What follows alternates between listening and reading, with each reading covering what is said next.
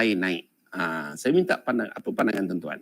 Okay. Bermula pada 1 Februari ini, pelarasan tarif air yang baru bagi pengguna domestik di Semenanjung dan Wilayah Persekutuan Labuan akan dilaksanakan. Demikian menurut SPAN.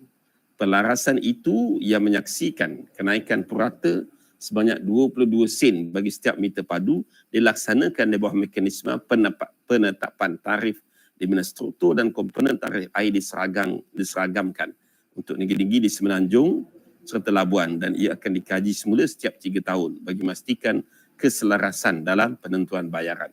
Saya cakap terang tuan-tuan, saya tidak bersetuju dengan pelarasan air ini. Sebab tuan-tuan, saya kira belum sampai, walaupun mungkin dah sampai 3 tahun dah apa semua kan, untuk rakyat, untuk pelarasan air ini dibuat. Tapi saya kira dalam keadaan sekarang ini, alangkah baiknya kalau kerajaan hold dulu, SPAN hold dulu pelarasan air ini. Sebab rakyat sekarang ni masih lagi berada dalam keadaan susah. Sebab itu saya bukan nak bodek siapa-siapa, tapi saya nak mencadangkan supaya Menteri Air, saya rasa Nik Nazmi kot, dan juga Kabinet hold dulu. Kalau dah diluluskan di mesyuarat Kabinet pun, saya harap ianya ditangguhkan dulu sementara. Kan? Sebab sekarang ini kita nampak rakyat masih lagi ramai yang susah, ramai lagi yang miskin, ramai lagi yang bertaraf B40 dan baru ekonomi kita baru nak meningkat, baru nak naik kan. Ramai lagi yang menganggur walaupun data-data menunjukkan bahawa memang ada penambahbaikan, improvement ada. Tapi bagi saya belum sampai masa kan. Biar kita tangguh dulu masa setahun ke 2 tahun lagi. Sebab itu saya kira walaupun mungkin dah lama tak naik, bukan masalah lama tak naik, tapi kita pada pandangan saya kita kena melihat kesediaan rakyat ataupun sama ada rakyat itu mampu atau tidak. Walaupun kita nampak 22 sen itu sikit, tapi tuan-tuan, ianya akan memberikan kesan yang banyak kepada rakyat kan. Memberikan kesan yang banyak kepada rakyat. Lepas tu satu lagi, kita lihat mutu perkhidmatan air pun hancur tuan-tuan. Kalau tengok di Kelantan, di Kedah dan sebagainya, hancur. Walaupun nanti orang kata kita nak naikkan itu untuk dapatkan income yang lebih. Tapi ya betul ke tidak kan? Dengan income yang lebih itu dapat membaiki, dapat baiki mutu perkhidmatan air itu sendiri. Non-revenue water NRW pun kita tak dapat selesaikan.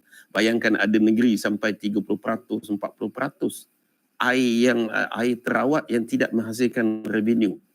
Maksudnya dipanggil non-revenue water, air yang paip pecah, air yang terbazir begitu saja. Sampai 40% tuan-tuan. Bayangkan, dekat situ saja dah kita nampak bahawa syarikat air ini tidak berdaya maju dan sebagainya. Sebab saya pernah masa saya jadi Esko Kerja Raya, Pengangkutan dan juga Kemudahan Awam, air itu bawah saya kan, Kemudahan Awam bawah saya. Jadi Melaka antara syarikat air yang terbaik lah dari segi non-revenue water tu. Maksudnya Melaka dan kadar yang berapa persen saya tak ingat masa tu, 15% ke NRW pun dia kira baik. Kalau negeri lain saya tak tahulah berapa banyak non-revenue water tu kan. Harga paip dah naik. Memanglah naik, tapi itulah. Tuan-tuan, saya pun nak komplain juga. Saya itu hari ada masukkan pasang paip dekat kebun tu kan. Sampai 1,000, sampai 2,000 lebih saya kena belanja tuan-tuan. Untuk masukkan paip. Bayangkan, 1,000, 2,000 lebih. Tu belum tarik paip lagi ke kebun tu. Baru nak tap dekat main pipe tu, naikkan meter apa semua. Sampai 2,000 lebih, bayangkan. Jadi kita fikir ini semua perlu kepada penambahbaikan dan Suruhanjaya Perkhidmatan Air, Menteri kena ambil tahu perkara-perkara ini. Sebab kita takut harga dinaikkan tetapi perkhidmatan tidak diimprovekan. Itu kita bimbang. Kita sangat sebab itu bagi saya kalau itu hari dah naikkan untuk untuk komersial. Jadi untuk domestik ni saya kira hold dulu. Itu pandangan saya dan cadangan saya. Jadi kalau kerajaan tetap juga dengan keputusan tersebut, jadi saya kira jangan marahlah kalau rakyat marah, kan? Jangan marah, jangan bising kalau rakyat marah kepada kerajaan kerana menaikkan tarif air ini. Okey. Harga paip dah naik. AFN kata harga paip dah naik kan. Itulah yang kita tahu bahawa kita ni kerajaan perpaduan, kerajaan yang mengutamakan rakyat. Bagi saya antara perkara penting elektrik, air, okay? Jangan kita kesihatan apa semua tu, jangan kita usik benda-benda itu, kerana ianya sangat diperlukan oleh rakyat. Semua rakyat perlukan perkara itu. Jadi jangan kita berniaga dengan rakyat, kan? Sebab saya bercakap ini bukan saya pembangkang, tapi kalau sama juga kalau kerajaan PN dulu nak naikkan air, tentu kita bantah. Jadi sekarang ni kerajaan kita nak naikkan air, kita bantah juga. Saya bantah juga sebab saya merasakan belum sampai masanya. Dalam keadaan rakyat susah, dalam keadaan rakyat yang baru nak hidup balik, yang berniaga baru nak recover balik, yang bekerja baru nak dapat kerja, kan?